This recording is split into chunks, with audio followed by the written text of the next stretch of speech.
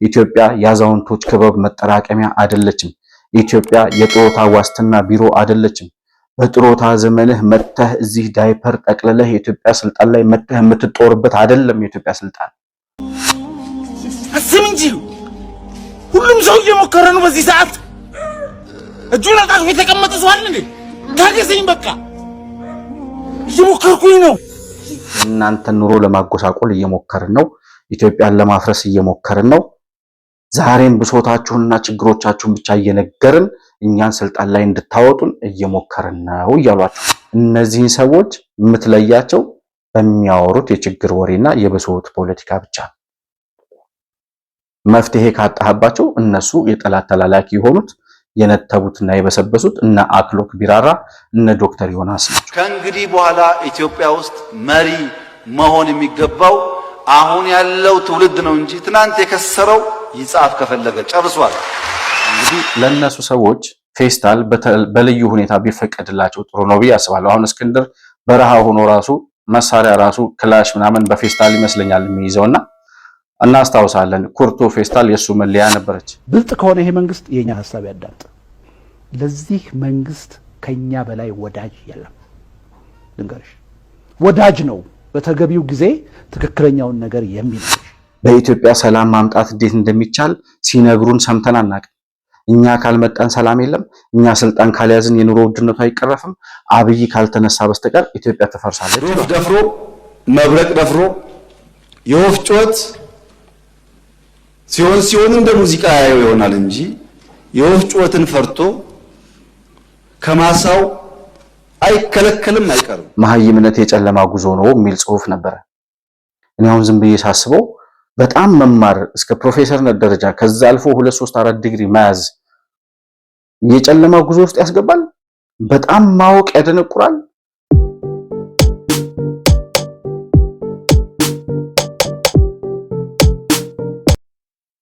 ሰላም ለእናንተ ይሁን። የተከበራችሁ የመሆን መልቲሚዲያ ቤተሰቦች እንደምን አላችሁ? ብሩክ የሾርቅ አሰፋ ነኝ። ከመሆን መልቲሚዲያ የዛሬውን ዕለታዊ ፕሮግራማችንን ይዘን ቀርበናል። በዛሬው ፕሮግራማችን በሁለት ርዕሶች ላይ ዋና ርዕሶች 2 ርዕሶች ይኖሩናል። በእነዚህ 2 ርዕሶች ስር 3 ዋና ዋና ነጥቦችን እያነሳን የምንወያይበት ፕሮግራም ይኖረናል። እንግዲህ እነዚህ 2ቱ ዋና ርዕሶቻችን ወይም ለዚህ ፕሮግራም የምንሰጠው ርዕስ በመጀመሪያ ደረጃ የፌስታል ፖለቲካና የኑሮ ውድነት የሚል ርዕስ ይሆናል። ሁለተኛው ርዕሳችን ደግሞ አራሙቻ ፕሮፌሰሮች የፈረንጅ አሽከሮች በሚል ርዕስ፣ በእነዚህ ርዕሶች ይሄንን የፕሮግራሙ ርዕስ አድርገን በዚህ ርዕስ ስር እንግዲህ ከሰሞኑ በዋናነት ከሰሞኑ የማህበረሰባችን መነጋገሪያ አጀንዳ ሆኖ የከረመው የፌስታል ከገበያ መውጣት ወይም ደግሞ የፌስታል ከአገልግሎት ውጪ መሆን በብዙዎቻችን ዘንድ መነጋገሪያ እንደነበር ይታወቃል። ከዚያው ጋር ተያይዞ የዋጋ አቅርቦቱን ወይም ደግሞ የፌስታል ከገበያ መጥፋት ምን ጠቀሜታ አለው፣ ምንስ ጉዳት ይኖረዋል የሚለውን ጉዳይ የምናይ ነው የሚሆነው። ሁለተኛው የሚሆነው መነጋገሪያችን እንግዲህ ከሰሞኑ በሶሻል ሚዲያ ላይ አንድ እየሞከርኩኝ ነው የሚል አጭር ቪዲዮ ተሰርቶ ተለቆ ነበር። ኮሜዲያን ያሲኖ የሚባል ልጅ ነው ይሄን ቪዲዮ የሰራው። ይሄ እየሞከርኩኝ ነው የሚለው ቪዲዮ በብዙ የብሶት ፖለቲካ አራማጆች ዘንድ ተቀባይነት አግኝቶ በሶሻል ሚዲያዎች የተለያዩ የራሳቸውን አጀንዳ ለማስፈጸም የሚፈልጉ ሰዎች ሲጠቀሙበትና ያልተገባ አንድምታም ሊሰጡት ሲሞክሩ ተመልክቻለሁና በሁለተኛው ነጥብ ይሄ እየሞከርኩኝ ነው የሚለው ቪዲዮ ለምን ዓላማ ነው የተሰራው? ያስተላለፈው መልእክት ምንድነው? የልጁስ ኢንቴንሽን ይሄን ቪዲዮ የሰራው ልጅ ዓላማው ኢንቴንሽኑ ከምን ተነስቶ ነው ይሄንን ነገር ሊሰራ የቻለው የሚለውን ጉዳይ የተቃውሞ ጎራ ላይ ካሉ ሰዎች ጋር አገናኝተን የምናየው ነው የሚሆነው። በሶስተኛ ደረጃ ይሄንኑ እየሞከርኩኝ ነው የሚለውን ቪዲዮ የሚያራግቡት ሰዎችና ከማህበረሰቡ የኑሮ ውድነት ጋር አገናኝተው የራሳቸውን ትርፍ ለማጋበስ የሚሞክሩት ሰዎች እነማን ናቸው የሚሉ 3 ዋና ዋና ነጥቦች ይኖሩናል። እንግዲህ እነዚህን 3 ነጥቦች ይዛችሁ የመጀመሪያው የፌስታል ከገበያ መውጣት ወይም ደግሞ የፌስታል ፖለቲካና የኑሮ ውድነት ያልነውን፣ በሁለተኛው ርዕሳችን ደግሞ አራሙቻ ፕሮፌሰሮች፣ የፈረንጅ አሽከሮች በሚሉት ርዕሶች ላይ ሶስቱን ነጥቦች እያገናኛችሁ ከምናወራው ከምንወያይበት ሐሳብ ጋር የራሳችሁን ሐሳብና አስተያየት በኮመንት መስጫው ላይ ልትጽፉልን ልትገልጹልን እንደምትችሉ ለማስታወስ እወዳለሁ። መሆን መልቲሚዲያን ላይክ፣ ሰብስክራይብ እና ሼር ማድረጋችሁን አትርሱ። በሱፐር ቻት እና በሱፐር ስቲከር እንዲሁም ከታች በምናስቀምጠው የንግድ ባንክ አካውንት ድጋፍ ልታደርጉልን እንደምትችሉ እያስታወስኩኝ ከፕሮግራሙ ጋር አብራችሁ እንድትቆዩ በአክብሮት እጋብዛለሁ። መሆን መልቲሚዲያ ዘረኝነትንና ጥላቻን የሚጸየፍ በሐሳብ የበላይነት የሚያምን እውነትንና ኢትዮጵያዊነትን ለማጽናት የሚተጋ ሚዲያ ነው።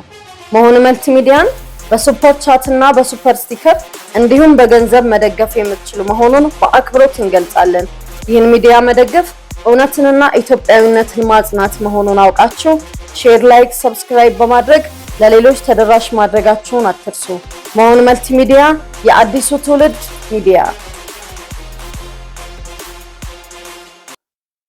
እንግዲህ ከሰሞኑ ሁላችንም እንደምናውቀው በሁላችንም ቤት የሚገኝ ሁላችንም የምንጠቀምበት እንደመሆኑ መጠን ፌስታል ከገበያ ውጪ መሆኑ ወይም ደግሞ በሕግ መታገዱ በብዙዎቻችን ዘንድ መነጋገሪያ ሆኖ የከረመ እንደነበር እናስታውሳለን።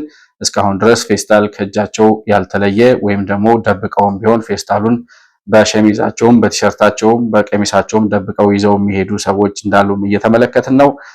እንግዲህ ጊዜ ተሰጥቷል ይመስለኛል። በማህበራዊ ማነው በተወካዮች ምክር ቤት ነው ጉዳዩ የተከለከለው። የታወጀው በአዋጅ ነው የተከለከለው። ፌስታል ከገበያ እንዲወጣ ከተማን ከማቆሸሽ አንጻር እንዲሁም ደግሞ አላስፈላጊ የሆነ ብክለትን ከማምጣት አንጻር በቀላሉም የሚበሰብስና የሚወገድ ነገር ስላልሆነ ይሄንን ከገበያ ማስወጣት ያስፈልጋል የሚል ሕግ እንደወጣ እናስታውሳለን። ያ ሕግ እንግዲህ በዚህ ሳምንት ተግባራዊ እንዲሆን ተደርጎ ፌስታል ከገበያ ውጪ ሆኗል። በዚህ በፌስታል ከገበያ ውጪ በመሆኑ የተበሳጩ ሰዎች አሉ የሚል አንዳንድ ሮመርም እየሰማው ነበር። በፌስታል የተበሳጩ ሰዎች ከገበያ ውጪ በመሆኑ የተበሳጩ ሰዎች አሉ። እንደገና ሲቀጥል የፌስታልን መከልከል የፖለቲካ ትርፍ ለማድረግ የሚንቀሳቀሱም ሰዎች እንዳሉ እየሰማን። መቼም የኢትዮጵያ የተቃውሞ ጎራ ውስጥ ያሉ ሰዎች ፌስታሉንም ካርቶኑንም ጣውላውንም እንጨቱንም ሁሉንም የፖለቲካ መጠቀሚያ ለማድረግ ወደኋላ የሚሉ ሰዎች አይደሉም። ምክንያቱም መንግስት በሚወስናቸው አሁን ያለው የኢትዮጵያ መንግስት የሚሰራቸውን የሚከውናቸውን የሚወስናቸውን አጀንዳዎች በሙሉ እየተቀበሉ ራሳቸው በሚመቻቸው አጀንዳ እየጠመዘዙ ወደ ተቃውሞ ጎራ ከመውሰድ ያለፈ እነሱ አዲስ ሐሳብ ፈጥረው ከመንግስት ጋር ሊሟገቱበት የሚችሉት አይዲያ ማምጣት ማፍለቅ የማይችሉ በቆሙበት የተቸነከሩ ወይም ደግሞ ያላቸውን ሐሳብ ሁሉ ጨርሰው ጊዜያቸውን አሟጠው አሁን ወደ ላይኛው ቤት ለመሄድ እየተዘጋጁ ያሉ ሰዎች በመሆኑ ብዙዎቹ በተቃውሞ ጎራ ውስጥ ያሉትን ማለቴ ነው። ይህንኑ ፌስታል ተከለከለ፣ የሆነ ነገር ተፈቀደ፣ የሆነ ነገር ሆነ እያሉ ከማውራት ያለፈ ሌላ ነገር እንደማይፈይዱ ይታወቃል። ይህ እንግዲህ የፌስታልን ከገበያ ውጪ መሆን ለፖለቲካ ፍጆታነት የሚያውሉ ሰዎችን ማለቴ ነው። የተበሳጩትስ እነማን ናቸው ብዬ ስጠይቅ አንደኛው በጣም የተበሳጨው እስክንድር ነጋ ነው አሉ።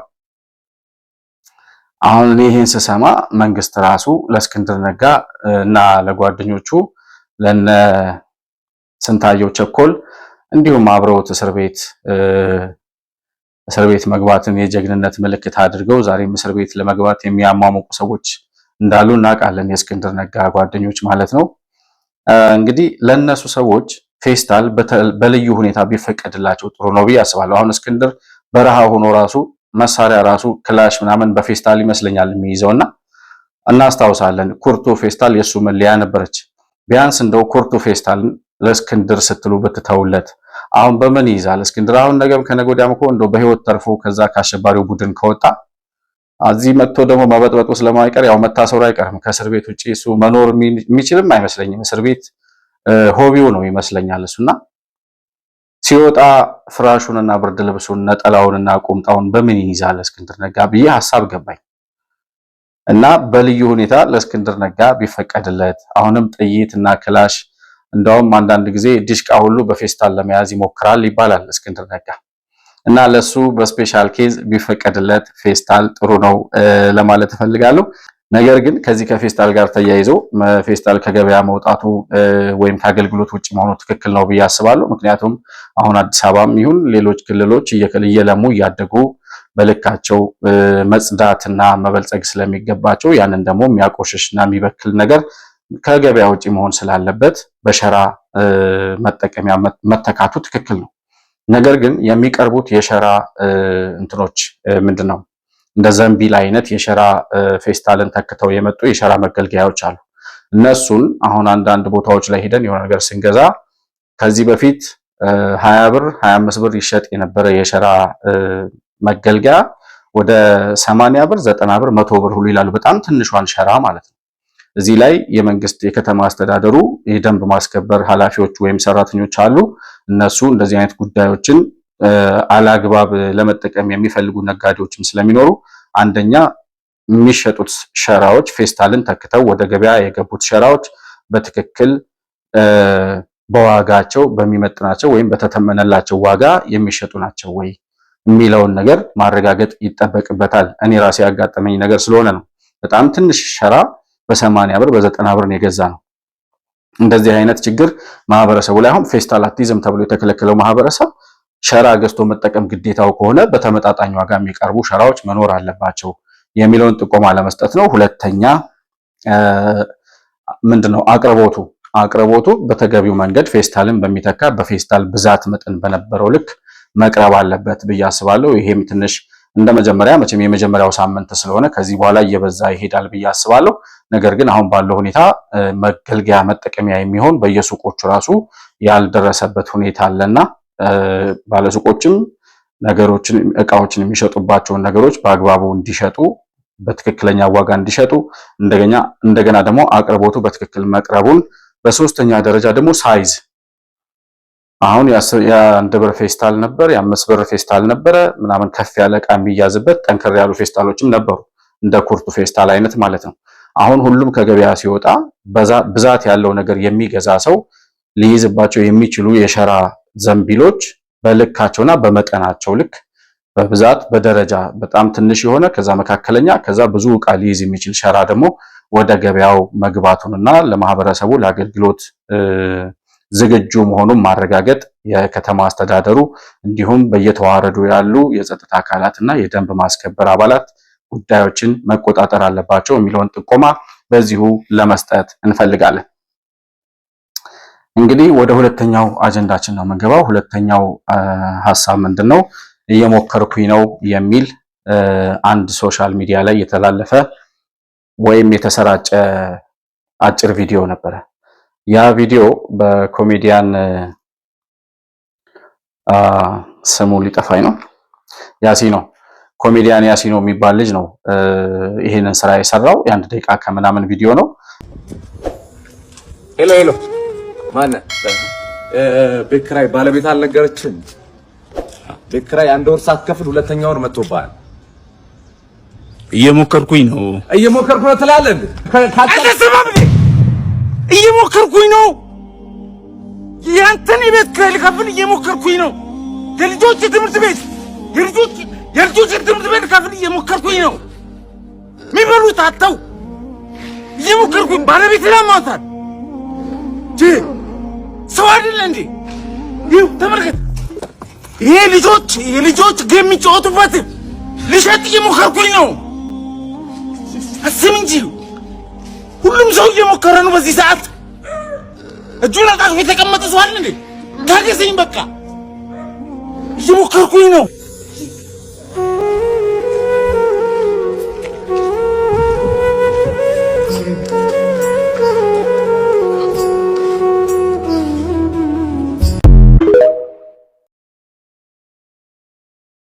እና ልጁ የሰራው ያለውን በማህበረሰብ ውስጥ ያለውን የኑሮ ውድነት፣ የቤት ኪራይ ጫና፣ የልጆች ትምህርት ቤት እንደዚህ ሁላችንም ላይ የሚደርሰውን ነገር ሁላችንም የተጋፈጥነውን ነገር ለማሳየት ሞክሯል።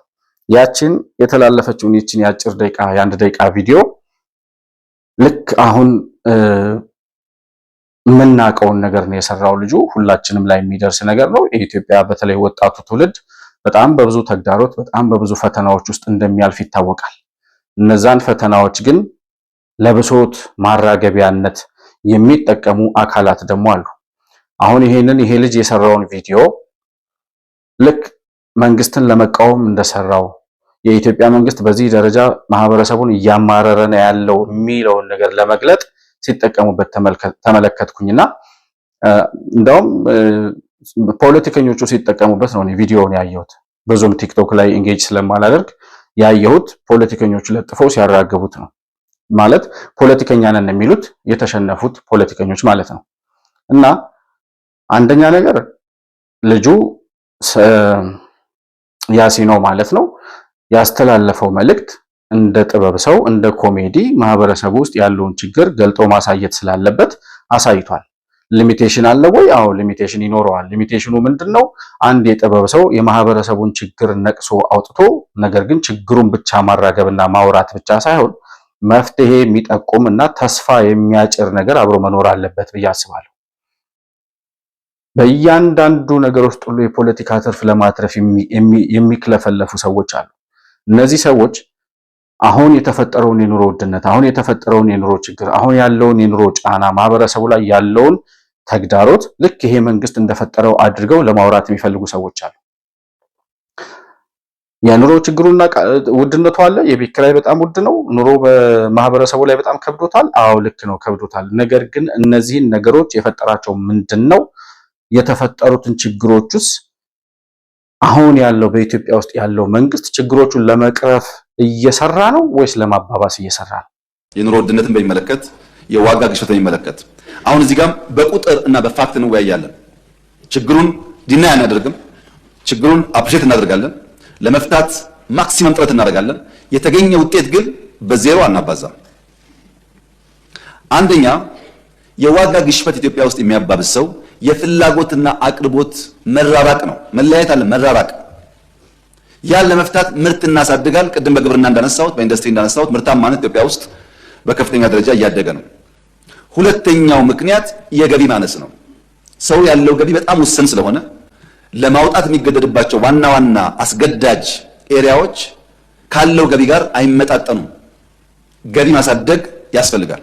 ለዚህ ነው አምናም ዘንድሮም ደሞዝ የጨመር ነው። በየዓመት ደሞዝ ጨመር እኮ አይቻልም፣ አይታሰብም። ገቢው በጣም አነስተኛ ስለሆነ ደሞዛውን በቂ ነው ወይ? አይደለም። ቅድም እንዳልኳችሁ እኔና እናንተ ስራችን በበቂ ደረጃ ህይወትን ኢንጆይ ማድረግ አይደለም። ማመን አለባችሁ። እኔና እናንተ በቀን 2 እየበላን በቀን 3 እየበላ ትውልድ መፍጠር፣ እኔና እናንተ ዕዳ እየከፈል የዕዳ ቀንበር ያልተጫነው ሀገርና ትውልድ መፍጠር ነው እንጂ ከነበርንበት አረንቋ አንጻር ኦቨርናይት ገቢው ያደገ ችግር የማይታይበት ኑሮ ለዚህኛው ትውልድ ማምጣት አይቻልም። ልጆቻችን ግን ከዛ እንዲወጡ ማድረግ እንችላለን የሚለውን ነገር በደንብ ማየት ያስፈልጋል። እና አንድ ነገር ሲወራ አንድ ነገር ሲነገር እኔ የቤት ኪራይ ችግር ሊኖር ይችላል፣ የተለያዩ ወጪዎች ችግር ሊኖር ይችላል። እያንዳንዱ ማህበረሰብ ውስጥ ያሉት ችግሮች በሙሉ ሁላችንም የምንጋፈጣቸው ናቸው። ይሄ ሪያሊቲ ነው። ነገር ግን የቤት ኪራይን ጫና ለመቀነስ መንግስት ብዛት ያላቸው ቤቶችን እንዲሰራ ጫና በማድረግ ለማህበረሰቡ በተመጣጣኝ ዋጋና አቅርቦት መጠን እንዲያቀርብ ጫና ማድረግና ግፊት ማድረግ ሲገባ ብሶትም ብቻ እያራገቡ እንደዚህ ነው፣ ኑሮ ውድነት አለ፣ ዘይት ተወዷል፣ ሽንኩርት ተወዷል፣ የቤት ኪራይ ተወዷል፣ ስለዚህ ቁጭ ብላችሁ አልቅሱ። አናለቅስም። እኔ የፈለገ ነገር ሊቸግረኝ ይችላል። የቸገረኝን ነገር ግን የኔን ችግር ወስዶ ለራሱ ትርፍ ማጋበሻነት ለሚጠቀም ሰው ችግሬን አልናገርም። እና አንዳንድ ጥበቡ ላይ ያለን የሚሉ ሰዎች የሚያወሩት ነገር ሪያሊቲ ሊኖረው ይችላል። ነገር ግን የማህበረሰብን ችግር አውጥቼ ተናገርኩ ብለህ ያ ብሶት ላይ ያለው ማህበረሰብ ስለተመለከተልህ አንተ ትርፍ ልታገኝበት ትችላለህ። ነገር ግን እንዳንድ የጥበብ ሰው እንዳንድ የማህበረሰብ አካል የጥበብ ሰው ነኝ ካልክ ችግሩንም መፍትሄውንም ከተስፋ ጋር ነው ማቅረብ ያለብህ እንጂ አንተ ስላለቀስክ አንተ ብሶትህን ስላራገብክ ይህንን ብሶት ሊጠቀሙበት ለሚፈልጉ ሰዎች ግብአትነት ስለሰጠህ በኢትዮጵያ መንግስት ላይ ምንም የምታመጣው ነገር የለም። ሲቀጥል ደግሞ የኑሮ ውድነቱም እንዲሻሻል የምታበረክተው ነገር የለም። ሰው ከተስፋ ይልቅ በብሶትና በሐዘን ዛሬ ያለችው ኑሮ ራሱ ስቆ እንዳይውል ልታደርገው ትችላለህ እንጂ ሌላ ምንም ልታመጣ የምትችለው ነገር የለም።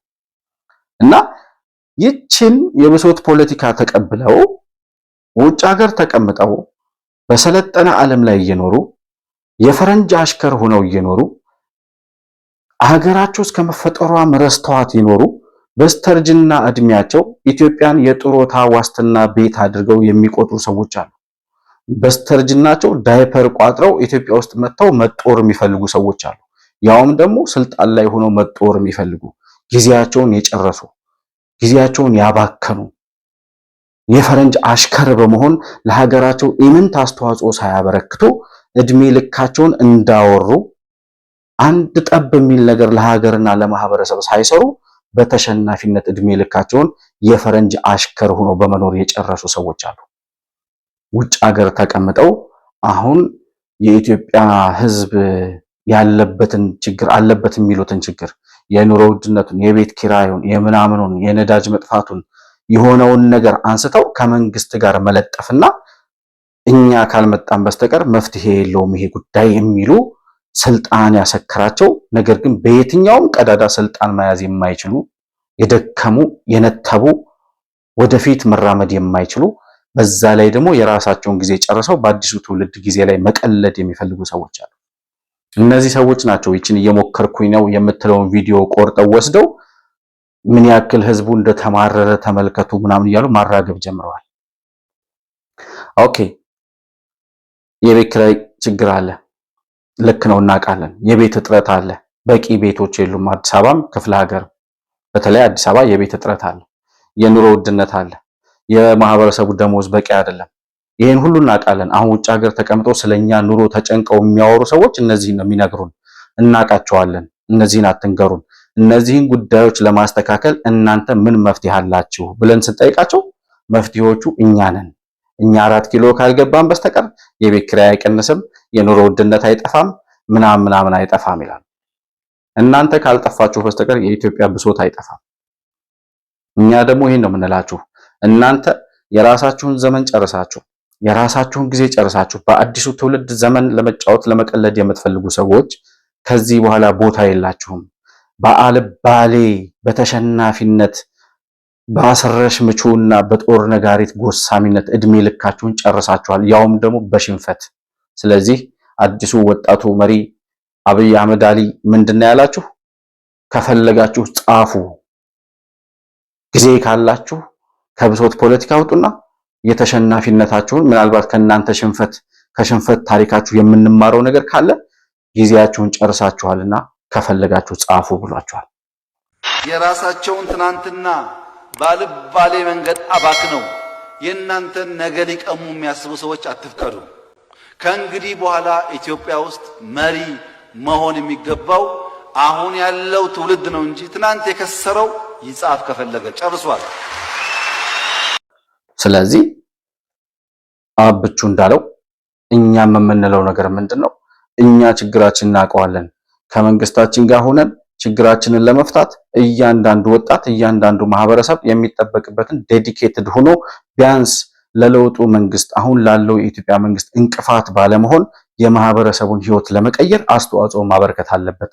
መንግስት እየሰራ ነው። አዎ እየሰራ ነው። ተጨባጭ የሆነ ኢኮኖሚ ለውጦች እየመጡ ነው። በትክክል እየመጡ ነው። እነዛን ነገሮች ማየት የማይፈልጉ ድኩማኖች አሉ። የነዛን ድኩማኖች ወሬ እየሰማ ብሶቱን ብቻ እያዳመጠ እያላዘነና እያለቀሰ መኖር የሚፈልግ ማህበረሰብ ካለ አንከር ሚዲያን ሂዶ ማዳመጥ ይችላል። ከዛ በተረፈ ግን መፍትሄውን የማይነግርህ ከሆነ ያለብህን ችግር ብቻ እየነገረ ብሶትህን እንድታዳምጥ እያደረገ ይሄ ችግር አለብህ፣ ይሄ ችግር አለብህ፣ ይሄ መንግስት እንዲህ አድርጎሃል፣ እንደዚህ በድለዋል፣ እንደዚህ አጎሳቁሎሃል ካለህ በኋላ እሺ አሁን ምን ላድርግ መፍትሄው ምንድነው ስትለው መፍትሄው እኔ ነኝ ካለህ ገደል ግባ ብለህ ዞር በል። ምሁር የሆነ ሰው እኔ እኮ አንዳንድ ጊዜ ግራ ይገባኛል። እነዚህ ሰዎች ብታዩዋቸው እዛ ተሰብስበው የሽግግር መንግስት እያሉ የሚያላዝኑ ሰዎች አሉ። አሁን እምላችሁ እነዚህ አራሙቻ ፕሮፌሰሮች ያልናቸው ማለት ነው። አራሙቻዎች ናቸው። አራሙቻ ማለት ከአረም ራሱ ያነሰ ከአረም ጋር አብሮ ተጠርጎ የሚጠፋ የሚነቀል ማለት ነው። እንደዛ እንደ አራሙቻ ተጠርገው ከኢትዮጵያ ፖለቲካ ውስጥ የተባረሩት ሰዎች አሁን ቁጭ ብለው በ80 እና በ90 ዓመታቸው የሽግግር መንግስት ይጠይቃሉ። እነዚህ ሰዎች ዶክተሮች ናቸው፣ ፕሮፌሰሮች ናቸው፣ ማዕረጉን ይዘውታል። እኔ ድሮ የማውቀው የፊደል ገበታችን ላይ ፊደል ሀሁ የምናጠናበት የፊደል ገበታ ላይ መሀይምነት የጨለማ ጉዞ ነው የሚል ጽሁፍ ነበረ። እኔ አሁን ዝም ብዬ ሳስበው በጣም መማር እስከ ፕሮፌሰርነት ደረጃ ከዛ አልፎ 2 3 4 ዲግሪ መያዝ የጨለማ ጉዞ ውስጥ ያስገባል። በጣም ማወቅ ያደነቁራል።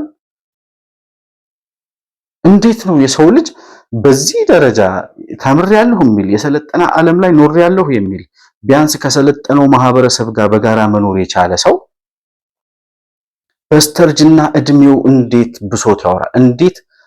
እንዴት የአንድም ማህበረሰብ ችግር ለፖለቲካ መጠቀሚያነት እንዴት ያውላል? እንዴት ነው አሁን ያለውን ለውጥ የት ጋር ሆነው ተመልክተውት የት ጋር ሆነው አይተውት እንዴት አድርገው ተረድተውት አሁን ኢትዮጵያ እየፈረሰች ነው የሽግግር መንግስት ያስፈልጋታል እንደሚለው በጣም ነው ግራ የሚገባኝ። አብዮት ይፈልጋሉ። በየሀገሩ አብዮት ሲነሳ አሁን ይህ አብዮት ኢትዮጵያ ይሄዳል ብለው ይጠብቃሉ። ኔፓል ነበረች፣ የኔፓል ጄንዚዎች ምናምን ሲነሱ አዲስ አበባ ምናምን ተባለ። የኢትዮጵያ መንግስት እንደዚህ ሊሆን ነው ተባለ። ህዝቡ አመጽ ሊወጣ ነው ተባለ። እሺ ኔፓል አለፈ። ደግሞ ከዛ ማን ነው ቬንዙዌላ ነው ምናምን ደግሞ የሆነች ሀገር ደግሞ አመጽ ተነሳ። የቬንዙዌላን አመጽ አሁን ወደ ኢትዮጵያ ይዘነው ልንመጣ ነው አሉ። ጠበቅናቸው፣ የሉም። ከዛ በቀጠሉ አሁን ባለፈው በቀደም ደግሞ የኢራን ፖለቲካ ሲነሳ ደግሞ አሁን የኢትዮጵያ ህዝብ አለ አንድ ምን እንደሚባል ራሱ ቃል የሚጠፋል ሰው አለ። አንድ ተድላ ነው ምናምን የሚል ብዙ ጊዜ ሉዓላዊ ሚዲያ ላይ ሲሳይ አኪና ጋር እየደወለ የሚያወራ እና እሱ ሰውዬ ምን አለ? አሁን የኢትዮጵያ ህዝብ ልክ እንደ ኢራን ህዝብ ብሶቱ ከአቅሙ በላይ ስለሆነ እንደ ኢራን ህዝብ ገልብጦ አደባባይ ነው የሚወጣው፣ የሚያስቆመው ነገር የለም ማለት ምን ለማድረግ አሁን የኢትዮጵያ ህዝብ አደባባይ ይወጣል? ዳቦ 10 ሳንቲም ጨመረብኝ ብሎ አደባባይ የወጣው የሱዳን ህዝብ እኮ ምን እንደሆነ አየን። የኢትዮጵያ ህዝብ አደባባይ የሚያስወጣ ችግር ሳይኖርበት ቀርቶ አይደለም። ነገር ግን ያን አደባባይ የሚያስወጣውን ችግር ሊፈታ የሚችል መንግስት እንዳለ ያውቃል። አሁን በደንብ ኢትዮጵያዊ መንግስት አለ። የኑሮ ውድነቱ በጣም በብዙ ሂደት ከ30 ዓመት በላይ በነበረ ሌብነት፣ ዝርፊያና የዋጋ ግሽበት እየተንከባለለ የመጣ ሀገርን አስይዘው ሲበደሩ በኖሩ ህወሓት በሚባሉ አሸባሪ ቡድኖች በቅኝ ግዛት ውስጥ በነበረችበት ጊዜ ኢትዮጵያ በዛን ጊዜ የተጠራቀመ የኑሮ ውድነትና ግሽበት ዛሬ ለመጣው መንግስትና አሁን ላለው ትውልድ ፈተና እንደሆነ ይታወቃል። ያንን ጉዳይ ለመቅረፍ የሚሰራ ለውጥ እያመጣ ያለ በዚህ ሁሉ ፈተና ውስጥ በዚህ ሁሉ ጦርነት ውስጥ እያንዳንዱን ችግር ለመቅረፍ እየሰራ ያለ መንግስት አለ። ይሄንን ያውቃል የኢትዮጵያ ህዝብ። እነዛ ግን ባወቁ ቁጥር የሚደነቁሩ፣ በተማሩ ቁጥር የሚደንዙ፣ ባረጁ ቁጥር ስልጣን የሚናፍቃቸው ሰዎች ዛሬ ልክ እንደ ኢራን የኢትዮጵያ ህዝብ አደባባይ ይወጣል ብለው ይጠብቃሉ። የኢትዮጵያ ህዝብ በጣም አስተዋይ ነው። እንኳን አይደለም አሁን ያለውን የዶክተር አብይን መንግስት አይደለም በአይናችን የምናየው ለውጥ በየቀኑ ወጥተን በገባን ቁጥር የምናየውን በአይናችን አይተን በእጃችን ዳሰን የምንመሰክረውን ለውጥ አይደለም ወያኔን እንኳን ለ27 ዓመት ታግሶ የኖረ ህዝብ ነው። ይህንን ህዝብ እናንተ ስላወራችሁ፣ እናንተ ስልጣን ስለናፈቃችሁ፣ እናንተ ብሶቱን ብቻ ስለነገራችሁት የእናንተን ብሶት አዳምጦ አደባባይ የሚወጣ ሰው የለም። አሁን አብቹን ከስልጣን አውርዶ ዶክተር ዮናስን ስልጣን ላይ ለማውጣት ነው የኢትዮጵያ ህዝብ አደባባይ የሚወጣው። አክሎክ ቢራራ የሚባል ሰው ደግሞ አለ። እድሜ ልኩን ከብሶት የማይወጣ አንድ ጠብ የሚል ጠቃሚ ነገር፣ አንድ ጽሁፍ፣ አንድ መጽሐፍ በስነ ስርዓት ወጣቱ የሚጠቀምበት እንደው ፖለቲካዊም ከሆነ እንዴት አድርገን ወደ ዲሞክራሲያዊ ሂደት እንገባለን የሚል መጽሐፍ ጽፈው ለትውልድ ያላስረከቡ ወይም ያላመጡ፣ ያላሳዩ፣ ያላስተማሩ ሰዎች የራሳቸውን የስልጣን ጥማት ለማሳካት ኢትዮጵያ እየፈረሰች ስለሆነ አደጋ ላይ ስለሆነች የሽግግር መንግስት ያስፈልጋል ይላል። አሁን ባለው የኢትዮጵያ መንግስት አቋም፣ አሁን ባለው የኢትዮጵያ ኢኮኖሚ፣ አሁን ባለው የኢትዮጵያ የጸጥታ ኃይል ግንባታ፣ የመከላከያ ሰራዊት አቅም እንዴት አይነት ሁኔታ ቢፈጠር ነው የሽግግር መንግስት የምታቋቁሙት? እንዴት ነው የሰው ልጅ በዚህ ሁኔታ አሁን ኢትዮጵያ ባለችበት ሁኔታ ተሰብስቦ የሽግግር መንግስት ሊያወራ የሚችልበት እድል እንዴት እንደመጣላቸውና በምን አይነት ሁኔታ አይተውት የሽግግር መንግስቱን እውን እናደርጋለን ብለው እንደሚያስቡ በጣም ነው የሚገባኝ። ጤነኞች ናቸው ወይ ብዬ አስባለሁ። እኔ አሽከር ሆኖ መኖር፣ ፈረንጅ ጋር መኖር ያው አእምሮህን፣ አስተሳሰብህን፣ ሰብዕናህን፣ ሞራልህን ሁሉ ስለሚሰልቡት ፈረንጆች በቃ ሞራላቸው ተሰልቧል። እነዚህ ሰዎች የሚያወሩትንም የሚሰሩትንም አያውቁትም። ስለምን እንደሚያወሩም አያውቁም። 30 ዓመት 40 ዓመት ውጭ ሀገር ደንዝዞ የፈረንጅ አሽከር ሆኖ የኖረ ሰው አሁን በስተመጨረሻ ሳይተኩስ የመጣ መንግስት ስለሆነ አብቹ እየገደለ እየተዋጋ የመጣ ስላልሆነ በመሳሪያ የመጣ ስላልሆነ በቃ ድንገት ፈንቅለን እንጥለዋለን የሚሉ ሙከራዎች እኮ ብዙ ተደርገዋል። ያን ሁሉ ሙከራ አልፎ ያን ሁሉ ጦርነት አልፎ ህወሓትን አሸንፎ 27 ዓመት የኢትዮጵያን ባንክም ታንክም ይዞ የኖረውን ህወሓትን አሸንፎ የመጀመሪያውን ዙር ምርጫ ዲሞክራሲያዊ የሆነ ኢትዮጵያ በታሪኳ አይታ የማታውቀው ምርጫ በጦርነት ውስጥ በተሳካ ሁኔታ ማሳካት የቻለ መንግስት ያኔ መስከረም 30 ጀምሮ ከ5 ዓመት በፊት ማለት ነው ከመስከረም 30 ጀምሮ መንግስት የለም ብለው የፎከሩበት ሰዎች አሁን ከ5 ዓመት ኑሮ ይሄ መንግስት ራሱን አጠናክሮ አቅሙን አደርጅቶ በጉልበትም በኢኮኖሚም በዲፕሎማሲም በህዝብ ድጋፍም የተሻለ አቅም ላይ በደረሰበት በዚህ ሰዓት የሽግግር መንግስት እንዴት ሆኖ እውን ይሆናል ብለው እንደሚያስቡ የዛኔ የመጀመሪያው ጊዜ ምርጫ ከመስከረም 30 በኋላ መንግስት የለም ካሉት በኋላ 5 ዓመት ኑሮ ሁለተኛውን ዙር ምርጫ ለማድረግ እየተዘጋጀ ያለውን መንግስት ከ5 ዓመት በፊት ሲሉት የነበረውን ነገር አሁንም የሽግግር መንግስት ይላል። ብልጥ ከሆነ ይሄ መንግስት የኛ ሐሳብ ያዳምጥ። ለዚህ መንግስት ከኛ በላይ ወዳጅ የለም። ልንገርሽ፣ ወዳጅ ነው በተገቢው ጊዜ ትክክለኛውን ነገር የሚነግርሽ። ይሄ አሽቃባጭ በምሁር በምናምን ተሰክስጎ ኦፖርቹኒስት የሆነ ኃይል ካላንተ ማናለን ከእግዚአብሔር የተላክልንን ህዝቡ ወዶሃል ካንተ ሌላ አይፈልግም የሚለው የሚመክረው ሲናድ አንድ ቀን የሚቆይ እንዳይመስልሽ። በጣም ጥሩ ስሚ፣ የኢትዮጵያን ህልውና የሚጎዳ ከሆነ አምባገነን ሆኖ ዶክተር አብይ በስልጣን ላይ ቢቀጥል ችግር የለብኝም እኔ ያንንም ልደግፈው ይችላል። ይሄ የምታየው ግን በጥቅም የተሳሰረ ኦፖርቹኒስት ኃይል ግን አንድ ቀን አይቆይም፣ ይናዳል። ያኔ ተላላኪ ነበር፣ እኛ ምን መወሰን እንችል ነበር? እሳቸው እኮ ናቸው ሁሉ ነገር ሲያደርጉት የነበረው ነው የሚለው። እኛን ነው ማዳመጥ ያለብን። ይሄ የወዳጅ ምክር ነው። 5 ዓመት እኮ አንድ ልጅ ተወልዶ አድጎ ጡት መጥባት አቆሞ ከዛ በኋላ ከቤት ወጥቶ ትምህርት ቤት አንደኛ ክፍል የሚገባበት እድሜ እኮ ነው። በዚህ ሁሉ ሂደት ውስጥ እነሱ 2013 መስከረም 30 ጀምሮ መንግስት የለም ያሉትን አሁንም እየደገሙት እነዚህ ሰዎች ናቸው። አሁን ስለ ኢትዮጵያውያን የኑሮ ውድነት ችግር የሚያወሩት። ይሄንን ምንድነው እየሞከርኩኝ ነው የሚለውን ቪዲዮ እንደ ሳምፕል ምንድነው እንደ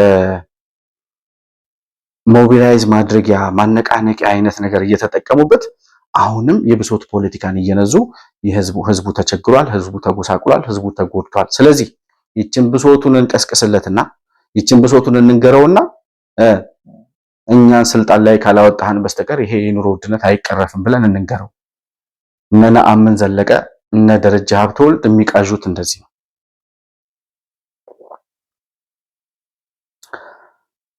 በጣም የሚያሳዝነው ነገር ደግሞ የህዝቡን የኑሮ ውድነት የሚያባብሱት ህዝቡ በሰላም እንዳይኖር፣ የተሻለ ኑሮ እንዳይኖር፣ በገቢው ልክ እንዳይኖር፣ ቢያንስ ያገኛትን በስነ ስርዓት ገበሬውም አርሶ እንዳይበላ፣ ነጋዴው ባለችው ነግዶ እንዳይበላ፣ ሰራተኛው የመንግስት አገልግሎት ውስጥ የሚሰራ የመንግስት ሰራተኛው በአግባቡ አገልግሎት ሰጥቶ የሚያገኛትን ደሞዝ በሰላም እንዳይበላ የሚበጠብጡት እነዚህ ሰዎች ናቸው። አንደኛ መሳሪያ እየላኩ ታጣቂ እያስታጠቁ ገበሬው አርሶ እንዳይበላ፣ ነጋዴው እንዳይነግድ ያደርጉታል። መንገድ ያዘጋሉ፣ ሽብር ይፈጥራሉ፣ ትምህርት ቤት ይዘጋሉ። ከዛ ሲቀጥል የመንግስት ሰራተኛውን አንድ ጊዜ ሰልፍ ውጣ፣ አንድ ጊዜ የሥራ ማቆም አድርግ፣ አንድ ጊዜ እንደዚህ አድርግ እያሉ ባለበት ችግር ላይ ሌላ አብዮት ለነሱ ስልጣን ጥቅም መጠቀሚያ ማለት ነው ሲያደርጉ እንጂ የማህበረሰቡን ኑሮ እንዴት መቀየር እንደሚቻል የሚያስረዳ ጥናታዊ ጽሑፍ ላይ ሲወያዩ አይተናቸው አናቅም። እነዚህ ሰዎች በኢትዮጵያ ሰላም ማምጣት እንዴት እንደሚቻል ሲነግሩን ሰምተን አናቅም። እኛ ካልመጣን ሰላም የለም፣ እኛ ስልጣን ካልያዝን የኑሮ ውድነቱ አይቀረፍም፣ አብይ ካልተነሳ በስተቀር ኢትዮጵያ ትፈርሳለች ይለዋል። እናንተ ትፈርሳላችሁ እንጂ ኢትዮጵያ አትፈርስም ብሏችኋል። እኛም እንደግመዋለን ይሄንን እና አንደኛ የማህበረሰቡን ኑሮ የሚያጎሳቁሉት እንዴት እንደሆነ እነዚህ ውጭ ሀገር ያሉ የበሰበሱት የነተቡት በስተርጅና እድሜያቸው ዳይፐር ታጥቀው የኢትዮጵያ ዙፋን ላይ መጥተው መቀመጥ የሚፈልጉት እነ ዶክተር ዮናስ እነ አክሎክ ቢራራ እነዚህ ሰዎች እንዴት አድርገው ህዝቡ ከብሶት እንዳይወጣ ማለት የኑሮ ውድነቱን እንዳይስተካከል በየጊዜው ጫና እየፈጠሩ እንዴት እንደሚያሰቃዩትና ለራሳቸው የፖለቲካ ፍጆታ እንዴት እንደሚያወሉት ሶስት ነጥቦችን ብቻ አንስቶ መወያየቱ ትክክል ይመስለኛል። አንደኛ ምንድነው የሚያደርጉት እነዚህ ሰዎች? በመጀመሪያ ደረጃ እንዳልኳችሁ መሳሪያ እየላኩ ታጣቂዎችን እያስታጠቁ በየአካባቢው ሰላም እንዳይኖር ማህበረሰቡ ያረሰውን እንዳይበላ እርሻውን በወቅቱ እንዳያርስ ልጆቹን ትምህርት ቤት እንዳይልክ ነጋዴው በስርዓት እንዳይነግድ በአካባቢው ውጥረት በማንገስ ታጣቂዎችን በማስታጠቅ ሀገር በማመስና በማተራመስ የማህበረሰቡን ብሶት ጫፍ እናደርሳለን። ከዛ በኋላ ህዝብ አደባባይ ይወጣል፣ መንግስት ይገለበጣል፣ ከዛ ስልጣን እንይዛለን ብለው በተሳሳተ የፖለቲካ አካሄድ በድንቁርና አመለካከት ሊሆን በማይችል ነገር የቁም ቅዠት ውስጥ ገብተው ነገር ግን አንድም ወር አንድም ዓመት ቢሆን የማህበረሰቡን ህይወት እያጎሳቆሉ የሚኖሩ ሰዎች ናቸው። መሳሪያ በመላክና ታጣቂን በማስታጠቅ ሰላም እንዳይኖር በማድረግ የመጀመሪያው ይሄ ነው።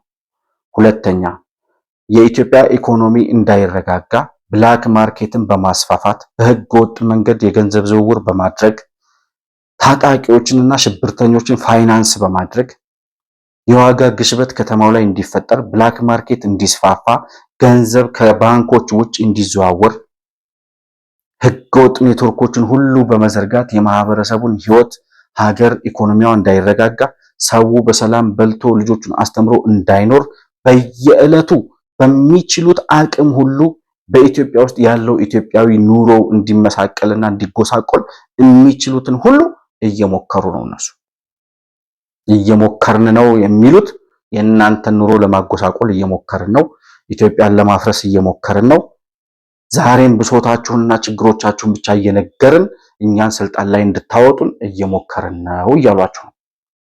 ግን ያንን ብሶት የሚያመጡት ኢኮኖሚው እንዳይረጋጋ የሚያደርጉት የህዝቡን ኑሮ ስቃይ የሚያደርጉት እነዚህ አሸባሪ የከሰሩ የነተቡ የበሰበሱ ዳያስፖራዎች ናቸው። ሶስተኛ ህገወጥ ነጋዴዎች ጋር በህብረትና በጋራ አብረው ይሰራሉ። ራሳቸው ደግሞ በቤተሰቦቻቸው የሚያሰሯቸው ህገወጥ ንግዶች አሉ። እነዛ ህገወጥ ንግዶች ምንድን ናቸው? ዳያስፖራዎቹ ነው እያወራ ያለሁት። ከዳያስፖራዎቹ ጋር በጋራ ሆነው በሽርክና ሆነው ኢትዮጵያ ካሉ ነጋዴዎች ጋር በጋራ በመሆን በኢትዮጵያ ገበያ ላይ እጥረት እንዲፈጠር የአቅርቦት እጥረት እንዲፈጠር የዋጋ ግሽበት እንዲፈጠር እያደረጉ አሻጥርና ሳቦታጅ የሚሰሩ ከተንኮል ውጪ የሚጠቅም ነገር ለሀገር አንድ ጠብ የሚል ነገር ሰርተው የማያውቁ ሰዎች ናቸው። እንዴት ነው ይህን የዋጋ ግሽበቱንና የዋጋ ውድነቱን የሚሰሩት ወይም ደግሞ አቅርቦቱ እንዳይኖር እንዲፈጠር የሚያደርጉት እንዴት ነው የሚለውን ነገር ካየን በመጀመሪያ ደረጃ አቅርቦቱን ከሆነ ቦታ ይገዙትና የሆነ ቦታ ይከዝኑታል። ለምሳሌ ሽንኩርት የለም፣ ስኳር የለም፣ ዘይት የለም ሊባል ይችላል ገበያ ላይ። ነገር ግን እነዚህ ህገወጥ ነጋዴዎች ውጭ ሀገር ካሉ አሸባሪ ዳያስፖራዎች ጋር ከታሪካዊ ጠላቶቻችን ፋይናንስ የሚደረጉ እነ ግብፅ እነ ኤርትራ በተለያየ ገንዘብ የሚደግፏቸው ዩኤስኤድን በህይወት እያለ ፈንድ የሚያደርጋቸው የነበሩ ሀገር ለማፍረስ የሚሰሩ የሀገርን ህልውና ሽጠው ሆዳቸውን የሚሞሉ ፕሮፌሰሮችና ዶክተሮች ባወቁ ቁጥር የሚደነቁሩ አራሙቻ ፕሮፌሰሮች ማለት ነው። እና እነዚህ ህገወጥ ነጋዴዎች ጋር በጋራ የሆኑና በሆነ አካባቢ ላይ የሆነ ወቅት ላይ ዘይት ከገበያ ጠፋ እንዲባል ያደርጋሉ። 150 የሆኑ ነጋዴዎች ካሏቸው ከተማ ውስጥ ያለውን ዘይት ሰብስቦ መጋዘኖች ውስጥ አስገብቶ ቆልፎ የለም ለማለት አቅም አላቸው እነሱ። ምክንያቱም ከውጭ ከጠላት ሀገር የሚሰጣቸው ፈንድ አለ። እንደዚያ ያደርጉና ማህበረሰቡ ላይ የአቅርቦት እጥረት እንዲፈጠር ለምንድነው ዘይት የጠፋው፣ ለምንድነው ሽንኩርት የጠፋው፣ ለምንድነው ገበያው የማይረጋጋው የሚል ጥያቄ በማህበረሰቡ ዘንድ እንዲፈጠር አስልተው አስበው አቅደው በጀት በጅተው የሚሰሩ ሰዎች ናቸው እነዚህ። ይሄንን ማህበረሰቡ በደንብ ነቅቶ ማየትና መረዳት አለበት።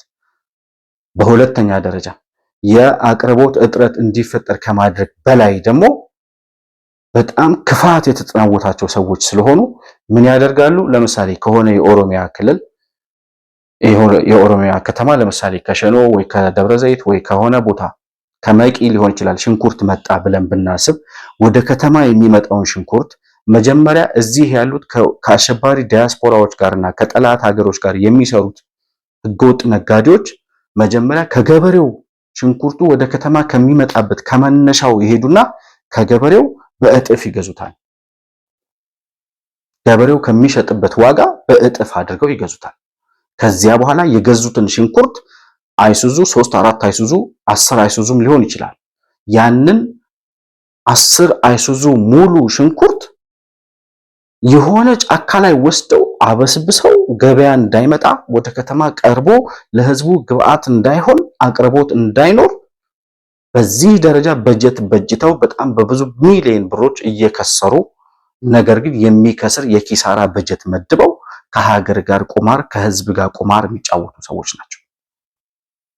ይሄንም መንግስትም በተከታታይ ህገወጥ ነጋዴዎች እያለ እንደያዛቸው እናውቃለን። ነገር ግን በዚህ ደረጃ ይፋ አውጥቶ በማስረጃ እየተናገረ ለህዝቡ ማስረዳት አለበት ብዬ አስባለሁ። ደግሞ መንግስት እንዲህ አይነት ህገወጥ ሳቦታጅ የሚሰሩ ውጭ ሀገር ካሉ የጠላት ተላላኪ ከሆኑ ዲያስፖራዎች ጋር የሚሰሩ ህገወጥ ነጋዴዎች ከተማው ላይ የኑሮ ውድነት እንዲፈጠር፣ የአቅርቦት እጥረት እንዲፈጠር፣ ምርት ከገጠር ወደ ከተማ እንዳይመጣ ከገበሬው ሄደው እየገዙ በየጫካውና በየበረሃው አበስብሰው የሚያስቀሩ ጠላትነት የማይገልጻቸው እንደ ኢትዮጵያዊ መቆጠር የማይችሉ ነገር ግን ለኢትዮጵያ እናስባለን ብለው በህዝቡ ኑሮ ላይ በህዝቡ ስቃይ ላይ ሌላ ስቃይ የሚጨምሩ አዛኝ መሳይ ቅቤ አንጓቾች አሉ። ችግሩን የሚፈጥሩት እነሱ ናቸው። የኑሮ ውድነቱን የሚያመጡት እነሱ ናቸው። የኑሮ ውድነቱ በህዝቡ ላይ ጨመረበት፣ ናረበት፣ ህዝቡ ተሰቃይ ብለው ደግሞ የሚያወሩት እነሱ ናቸው። አንተ ብለህ ሂደህ የእነሱን ለቅሶ ቁጭ ብለህ አዳምጥ። ችግርህን ይነግሩሃል። ቤት ተወዶብሃል ይሉሃል። የሽንኩርት ምናምን ዋጋ ጨምሯል ይሉሃል። የዋጋ ግሽበት አለ ይሉሃል። ህዝቡ መውጫ መግቢያ አጥቷል ይሉሃል። የትምህርት ወጪ ጨምሯል ይሉሃል። አዎ ጨምሯል። ለዚህ መፍትሄ ምን አላችሁ? ይሄ መንግስት ይሄን ቢያደርግ እንደዚህ ቢያደርግ እንዲህ ቢያሻሽል የምትሉት ነገር አለ ወይ? የላቸውም። መፍትሄያቸው ምንድነው? እኛ 4 ኪሎ ካልገባን በስተቀር ይሄ ጉዳይ መፍትሄ አያገኝም ይለዋል። ያኔ ማንነታቸው ከገባህ ሁለተኛ የነሱን ቻናል አትከፍትም። ስለ ችግር ብቻ የሚያወራ አማራጭ መፍትሄ የማይሰጥህ ጨለማ ብቻ የሚታየው ተስፋ የሚባል ነገር የማያወራ ሰው የኢትዮጵያ ጠላት እንጂ የኢትዮጵያውያንም ጠላት እንጂ ተስፋ ወይም ደግሞ ወዳጅ ሆኖ ለኢትዮጵያ የሚቆረቆር ሆኖ አያውቅም። ዋና መለያቸው ችግር ነው የሚያወሩት፣ ብሶት ነው የሚያወሩት። ተጨባጭ የሆነ ምክንያታዊነት የላቸውም። የውር ድንብር ጉዞ የሚጓዙ ሰዎች ናቸው። እነዚህን ሰዎች የምትለያቸው በሚያወሩት የችግር ወሬና የብሶት ፖለቲካ ብቻ ነው። መፍትሄ ካጣህባቸው እነሱ የጠላት ተላላኪ የሆኑት የነተቡትና የበሰበሱት እነ አክሎክ ቢራራ እነ ዶክተር ዮናስ ናቸው። ስለዚህ በዚህ ደረጃ ሀገርን ለማተራመስ የሚሰሩ ነገር ግን ባሉበት ሀገር 40 እና 50 ዓመት ኑረው እንደ ዲያስፖራ ፕሮፌሰር ነን ብለው ዶክተር ነን ብለው ባሉበት ሀገር ዜግነት እንደ ምሁር የማይቆጠሩ ባሉበት ሀገር ምንም ኮንትሪቢዩት ማድረግ የማይችሉ እነ ባራክ ኦባማ በ10 ዓመት ባልሞላ ዝግጅት ነው ፕሬዝዳንት የሆኑት፣ የአሜሪካ ፕሬዝዳንት የሆኑት። የኢትዮጵያ ዲያስፖራ ኢትዮጵያዊነቱን ቀይሮ የኢትዮጵያን ፓስፖርት ቀይሮ አሜሪካዊ፣ እንግሊዛዊ፣ ፈረንሳያዊ ምናምናዊ ከሆነ በኋላ ስለ ኢትዮጵያ የሚጨንቀው ለምንድን ነው? ለምን አሜሪካ ፖለቲካ ላይ አትሳተፉም? ለምን የእንግሊዝ መሪ ጋር አትታገሉም? እዛ እንዴ እኛ ኢትዮጵያን ለኛ ተውልን። እስኪ ትታችሁ ሄዳችኋል አይደል? ከኢትዮጵያ ይልቅ አሜሪካ ትሻለናለች ብላችሁ 50 ዓመት ሙሉ ዞር ብላችሁ አይታችኋት አታውቁም አይደል? ኢትዮጵያ በቃ ሂዱ እዛው፣ አትምጡብን ወደኛ። የናንተን አስተዋጽኦ፣ የናንተን መልእክት፣ የናንተን ተቆርቋሪነት፣ የናንተን የብሶት ፖለቲካ ማዳመጥ አንፈልግም። ብሶት ሰልችቶናል። መፍትሄ የያዘ ለመፍትሄው የሚሰራ ተስፋን የሚያጭር ለመበልጸግ የሚታገል የኢትዮጵያ ችግርና የኢትዮጵያ ተስፋ የገባው መሪና መንግስት አለን ዛሬ። ስለዚህ የእናንተን ጩኸት ከወፍ ጩኸት የተለየ አድርገን አንመለከተውም ብሏችኋል። እዛ አካባቢ ላለው ኃይል በጣም ቀለል ባለ መንገድ መልሴ አንድ አርሶ አደር በሐምሌ ዶፍ ዝናብ ብቻ ሳይሆን መብረቅ እየጣለ ዝናቡና መብረቁ ከማሳው ያላስቀረውን ገበሬ መስከረም ላይ ወፍ ጮኻለችና ወፍ ስለምትጮህ አልወጣም ወደ ማሳ አይሄድም ብሎ የሚፈራ ገበሬ አይኖርም። ዶፍ ደፍሮ መብረቅ ደፍሮ የወፍ ጩኸት ሲሆን እንደ ሙዚቃ ያየው ይሆናል እንጂ የወፍ ጩኸትን ፈርቶ ከማሳው አይከለከልም፣ አይቀርም። የዚህ መንግስት ታሪክ ይኸው ነው። አሁን ያለው ድምፅ እንደ ወፍ ድምፅ ነው። ዝናቡ መብረቁን አልፈነዋል። ማንኛውም መጠነኛ ትንኮሳዎች እንደ ወፍ ድምፅ ከማስተናገድ ያለፈ ድካም አይኖርብንምና መሰብሰብ ጥሩ ይሆናል። መብረቁንና ዝናቡን ያለፈ መንግስት፣ ያን ሁሉ በረዶና ዶፍ የተሻገረ መንግስት ዛሬ ለእንደናንተ አይነቱ የወፍ ጫጫታ ፈርተን ወደኋላ የምንመለስበት ምክንያት የለም። የአዝመራው ጊዜ ነው። አሁን አርሰን ጎልጉለን በምናመርትበት ምርታችንን በምንሰበስብበት ሰዓት ወደ ማሳችን ከመሄድ የሚያግደን ነገር የለም። ስለ ሽግግር መንግስት የምታወሩ ሰዎች ከሽፋችኋል። ከፈለጋችሁ ጻፉ። እኛ ግን የእናንተን ጩኸት እንደ ወፍ ድምፅ ነው የምንጠቀምበት። ከቻልን እንደ ሙዚቃ እንዝናናበታለን፣ ምንም እንኳን የእናንተ ድምፅ የሚያዝናና ባይሆንም እና እኔ የመጨረሻ መልእክት የማስተላልፈው አንደኛ ይሄንን እየሞከርኩኝ ነው የሚለውን ቪዲዮ የሰራው ልጅ በእርግጠኝነት መናገር የምፈልገው እሱ እንደዚህ አይነት ተራ የፖለቲካ ጨዋታ መጫወት አስቦ የሰራው ነው ብዬ አላስብም። የህዝቡን ኑሮ ያውቃል፣ የህዝቡን ችግር ያውቃል። ያንን ችግር የማህበረሰቡን ችግር አስተላለፍኩ ብሎ ሰርቷል። ነገር ግን ይችን ማራገብ የሚፈልጉት እነዛ የነተቡት የከሸፉት ፖለቲከኞች ደግሞ ልክ እንደ ግብአት ተጠቅመውበት እያራገቡት ነውና ምንም የሚያመጡት ነገር ባይኖርም ከጫጫታ ያለፈ ነገር ባይኖርም አንድ የጥበብ ሰው እኔ ነው ይሄን ቪዲዮ ለሰራው ልጅ ለኮሜዲው ያሲ ነው ለሱ ልጅ የማስተላልፈው መልእክት ነው። አንድ የጥበብ ሰው ነኝ የሚል ሰው የማህበረሰቡን ችግር ነቅሶ ካወጣ በኋላ ከነ መፍትሄውና ከተስፋ ጋር ነው መስራት ያለበት። ተስፋ የማይናገር አርቲስት፣ ተስፋ የማያሳይ ኮሜዲ፣ ተስፋ የማያጭር የጥበብ ሰው የብሶት አደባባይ ፖለቲከኞች መጠቀሚያ እንጂ አርቲስትም ኮሜዲም ሊሆን አይችልም። ይሄ ማህበረሰብ ችግሩን ያውቀዋል። ችግሩን ስላወራህለት የምታመጣለት ነገር የለም። ስለ መፍትሄው፣ ስለ ተስፋው ችግር ካለ የሚስተካከል ነገር ካለ ያንን መንግስትም የሚያስተካክለው ነገር ካለ ጥበባዊ በሆነ መንገድ እንዲያስተካክል መንገር ነው እንጂ ችግሩን ብቻ ወጥተህ ስላወራህ ላንተ ተመልካች ልታገኝ ትችላለህ። ለማህበረሰቡ ግን የምታበረክተው አስተዋጽኦ የለም። አንድ የጥበብ ሰው ደግሞ የማህበረሰቡን ችግር ከነ መፍትሄው ከተስፋ ጋር ማቅረብና ማሳየት አለበት ብዬ አስባለሁ። ብሶት ብቻ እያወራ ስለ ብሶት የሚነግረው ሰው አሁን ኢትዮጵያውያን የሚፈልጉ አይመስለኝም። እኔ በበኩሌ አልፈልግም። ችግር ሊኖርብኝ ይችላል። ችግሬን ለማይረዳኝ ሰው ነገር ግን ችግሬን ተቀብሎ ለራሱ መጠቀሚያ ለሚያደርገው ሰው አልናገርም። ችግሩን አስቦ እንዴት አድርገን እናስተካክለው ብሎ አብሮኝ ከሚሰራ ሰው ጋር ነው ላወራ የምችለው። ስለዚህ በዚህ ደረጃ ማህበረሰቡ መረዳት አለበት። የጥበብ ሰው ነኝ የሚል ሰውም በዚህ ደረጃ ማሰብና መዘጋጀት አለበት።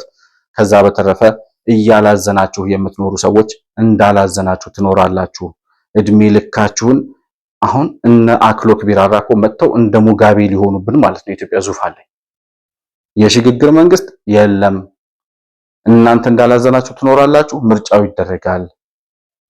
ሐሳብ አለኝ እወዳደራለሁ። ሐሳብ ይዘህና ለህዝብ ሽጥ። ህዝብ ከገዛ ትመራለህ። ከዛ በተረፈ እንዳራሙቻ ከአረም ጋር ተጠርጋችሁ ነው እስከዛሬም ከስልሳዎቹ ፖለቲካ ጀምሮ ከኢትዮጵያ ፖለቲካ የተጠረጋችሁ የወጣችሁት። እንደዛው አራሙቻ እንደሆናችሁ ባላችሁበት ትሞታላችሁ። ኢትዮጵያ የአዛውንቶች ክበብ መጠራቀሚያ አይደለችም። ኢትዮጵያ የጡረታ ዋስትና ቢሮ አይደለችም።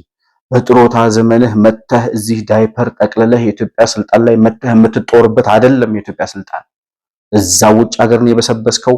የፈረንጅ አሽከር ሆነህ ነው የበሰበስከው። እዛው በበሰበስክበት ትሞታለህ እንጂ ይሄን የበሰበሰና የሻገተ አስተሳሰብ ይዛችሁ መጣችሁ በኢትዮጵያ ላይ በአዲሱ ትውልድ ላይ በአዲሱ ዘመን ላይ በ21ኛው ክፍለ ዘመን የማይመጥን እሳቤ ይዘህ መጥተህ ኢትዮጵያን እመራለሁ የሚል ቅዠት ውስጥ መግባት በራሱ ምን ያክል በቁማችሁ የሞታችሁ ሰዎች እንደሆናችሁ የሚያስረዳ ነው። ዘመኑ ግን አሁን የኛ ነው። እናንተን የሚያሳትፍ እናንተን እንደው ቢሳካ የሽግግር መንግስቱ እንኳን ቢሆንላችሁ እንደው በተአምር ሰማይና ምድር የመገልበጥ ያህል ይላል ሲሳይ አጌና። የዛን ያህል ቢሆንና ቢሳካላችሁ እኛ ፈቃደኛ አይደለንም በእናንተ ለመመራት አንፈልጋችሁም። እስከ መፈጠራችሁ ማስታወሰናችሁ አናውቅም። ዘመኑ የኛ ነው። ዘመኑ የአዲሱ ትውልድ ነው። በአዲሱ ትውልድ ህይወት ላይ መቀለድ አይቻልም። በራሳችሁ ህይወት እየቀለዳችሁ የኖራችሁ ታንሶ እናንተ በስልሳዎቹ ዘመን ሀገር መታደግ አቅቷችሁ በእናሸንፋልና በእናሸንፋለን ስትጣሉ ሀገርን ለተገንጣዮች አሳልፋችሁ ሰጥታችሁ 27 ዓመት ዋጋ ያስከፈላችሁን ተራ ተሸናፊ ፖለቲከኞች ድጋሚ በእኛ ዘመን መጣችሁ እንድትጫወቱ አንፈቅድላችሁም። የመጨረሻው መልእክታችን ይሄ ነው። መሆን መልቲሚዲያን ላይክ፣ ሰብስክራይብ እና ሼር ማድረጋችሁን አትርሱ። በሱፐር ቻት እና በሱፐር ስቲከር ድጋፍ ልታደርጉልን እንደምትችሉም ለማስታወስ እወዳለሁ። ሁሌ እንደምለው መሆን መልቲሚዲያ የአዲሱ ትውልድ ሚዲያ ነው። አዲሱ ትውልድ የራሴ ጉዳይ ይመለከተኛል፣ ያገባኛል ብሎ ወደ ፖለቲካው እንዲገባና የራሱን ዕጣ ፈንታ በራሱ እንዲወስን ከነዛ ከተሸናፊ ፖለቲከኞች ከስልሳዎቹ ተሸናፊዎች የፖለቲካውን መድረክ ተቀብሎ ራሱ በፖለቲካው ዓለም መተወን እንዲጀምር የሚያበረታታና የሚደግፍ ሚዲያ ነው። ይህም ሚዲያ መደገፍ ኢትዮጵያዊነትንና አዲሱን ትውልድ መደገፍ መሆኑን አውቃችሁ በምትችሉት አቅም ሁሉ ድጋፍ እንድታደርጉ ጥሪ ማድረግ እፈልጋለሁ። ለዛሬ የነበረኝ ፕሮግራም ይህንን ይመስላል። በሌላ ፕሮግራም በሌላ መረጃ እስከምንገናኝ ድረስ ሰላም በያላችሁበት ለእናንተ ይሁን። መሆን መልቲሚዲያ ዘረኝነትንና ጥላቻን የሚጸየፍ በሐሳብ የበላይነት የሚያምን እውነትንና ኢትዮጵያዊነትን ለማጽናት የሚተጋ ሚዲያ ነው። መሆን መልቲሚዲያን በሱፐር ቻት እና በሱፐር ስቲከር እንዲሁም በገንዘብ መደገፍ የምትችሉ መሆኑን በአክብሮት እንገልጻለን። ይህን ሚዲያ መደገፍ እውነትንና ኢትዮጵያዊነትን ማጽናት መሆኑን አውቃችሁ ሼር፣ ላይክ፣ ሰብስክራይብ በማድረግ ለሌሎች ተደራሽ ማድረጋችሁን አትርሱ።